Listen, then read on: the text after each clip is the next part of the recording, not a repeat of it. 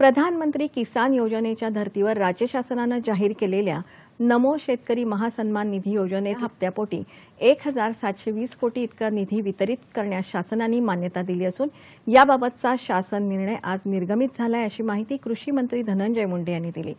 केंद्र सरकारच्या प्रधानमंत्री किसान सन्मान निधी योजनेअंतर्गत देण्यात येणाऱ्या प्रतिवर्ष प्रति शेतकरी रुपये 6000 या अनुदानामध्ये राज्य शासनाच्या आणखी 6000 इतक्या निधीची भर घालणारी नमो शेतकरी महासन्मान निधी ही योजना राबवण्यास जून 2023 मध्ये मान्यता देण्यात आली होती।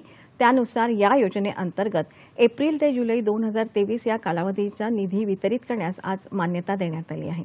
निधीचे वितरण पीएमएफएस प्रणालीतून थेट शेतकऱ्यांच्या खात्यामध्ये केला जाणार आहे, असं मुंडे यांनी सांगितलं। पीएम किसान योजनेप्रमाणे नमो शेतकरी महासन्मान निधी योजनेचं मॉडेल महाडीबीटी पोर्टलवर विकसित करण्याचं काम महाआयटीकडून गतीनं सुरू असून तांत्रिक कार्यवाही लवकरात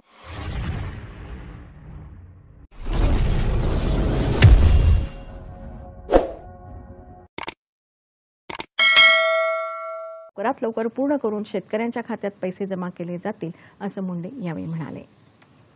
सत्ताला आज एक बातमी आली, ज्या बातमीमध्ये पीएम किसान सन्मान योजनेमध्ये जवळजवळ 14 लाख खोटे शेतकरी दाखवून 1700 कोटी रुपयाची लूट केल्याच्या संदर्भामध्ये बातमी येते आहे आणि ती आपल्या राज्याच्या संदर्भात आहे असं त्यांनी या बातमीमध्ये नमूद केलेलं आहे।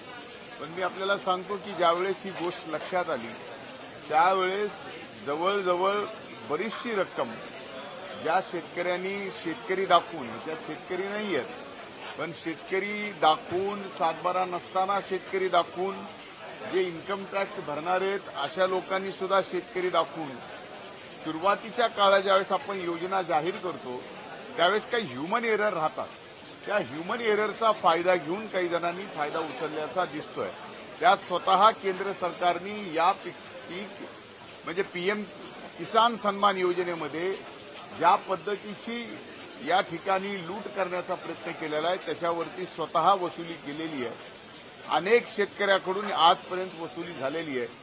त्यानंतर मात्र बऱ्याचशा गोष्टी या ठिकाणी योजनेमध्ये ज्या पद्धती कश बदलत असताना ते आधार लिंक झालं पाहिजे, त्याला केवायसी दिली गेली पाहिजे, अशा अनेक योजनांमध्ये काही अटी आणि नियम त्या ठिकाणी लागू केले। ऑनलाईन जरी भरत असलो तर या सर्व गोष्टी भरल्याशिवाय त्या ठिकाणी अधिकृत 7/12 असणारा जो खातेदार शेतकरी आहे त्यालाच या ठिकाणी पीक किसान सन्मान योजना मिळाली पाहिजे की या ठिकाणी केंद्र सरकारने ठरवलेलं आहे। त्याचबरोबर आता जशी पीएम किसान सन्मान योजना केंद्र सरकारने ठरवलेली आहे तशीच राज्य सरकारने सुद्धा मागच्या अर्थसंकल्पामध्ये माननीय देवेंद्रराव फडणवीसांनी या ठिकाणी अर्थसंकल्प मांडत असताना घोषित केलं की या राज्यातल्या खातेदार शेतकऱ्यांना नमो शेतकरी सन्मान योजना या ठिकाणी